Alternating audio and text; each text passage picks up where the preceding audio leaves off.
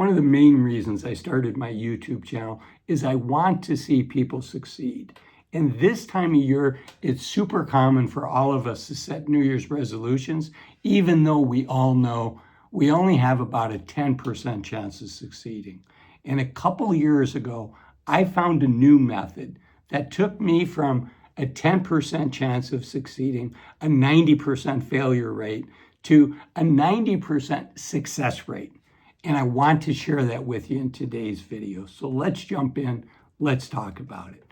This method is, instead of setting goals, I want to go to the gym more often, I want to lose 10 pounds, I want to start jogging, whatever it is, I want to start waking up at 5 a.m., and all of that's gone by February. Instead of doing that, let's start by looking back at our previous year and what were the things that brought us joy and that energized us and that we want more of in the coming year. And also looking at our calendar and saying, what were the things that really brought us down, that beat us up and caused us to feel worse about ourselves and to have less energy. So let's go through what this process is. Again, I've had over a 90% success rate. Actually, it's close to 100% for me. It's just so simple. It's so beautiful. And kudos to Tim Ferriss. He came up with this. He calls it a past year review, a PYR. If you don't know Tim Ferriss, he's got a great blog. He's got a great TED Talk. He's got a great podcast. Okay, so how do we do this? So we know it involves our calendar, but we basically just bring out a single piece of paper. And on that piece of paper, we split that piece of paper in half. And on the right half, we have negatives, and on the left half, we have positives. And we go through our calendar week by week, and I really want you to do this. Go through your calendar week by week. Let's start the first week of January 2024. As I record this, it's 2025. And you can do this anytime. It doesn't have to be in January, February, March. Whenever you're watching this video, this will work for you, and this will make your next 12 months better. So just go back 12 months, whatever month that is, and let's go through it week by week. What were the things that energized you? What were the things that brought you joy? So for me, there were a couple in-person meetings that I did that brought me a lot of energy, that introduced me to some people, that made the past 12 months spectacular and opened up some doors and made my life better. And so I'm going through the calendar and I'm putting that person's name down, more meetings with that person. Also, my wife and I went to Europe together, and it was a great trip for us. And my wife has strong opinions on what she wants to do, and I can have strong opinions on what I like to do. So it was fun to have that trip together. It was our first trip together as both of us being retired. My wife retired 2 years before I did. So I want to do more of those trips together.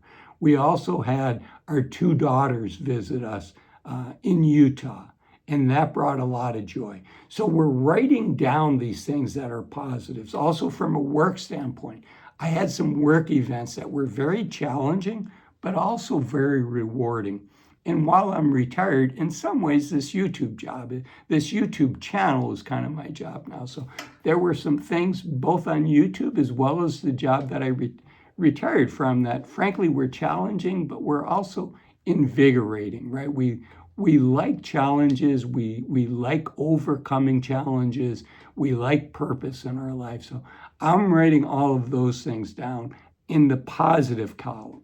Now let's look at the negatives. Okay, too many Zoom calls, right? Who's with me there? Too many Zoom calls, the return to work. My company did that. A lot of companies are doing that. Certain meetings with certain people, spending significant amounts of time with certain people, traveling certain ways that would be different than how I would naturally travel. I'm kind of frugal. I like traveling in a frugal manner because it opens up doors for adventures. For instance, when I'm in a foreign country, I try as much as I can to take public transportation because it introduces me to the locals. It puts me in contact with the locals. And frankly, in some ways, I sometimes have to rely on the locals to help me. Where's this bus stop? Google says it's over here, but it's not here. And so I like that. So those are the types of things that I put in the positive and then also in the negatives. In this case, it was traveling more high-end, going out to fancy restaurants that I normally don't do. I like to go to cafes, things like that. But what are the positives? What are the negatives? Now, this is really key, because we're not done yet. So now we have this list of positives and negatives. And now what we need to do is we need to take time and look at the next 12 months right now. And we need to schedule in things that we enjoy doing. And we need to do that because if we don't do it now, for instance, a vacation with my wife, for instance, seeing if I can talk my 2 adult daughters to come visit next summer, next spring, next fall. Schedule those things in now where I still have the full 12 months in front of me.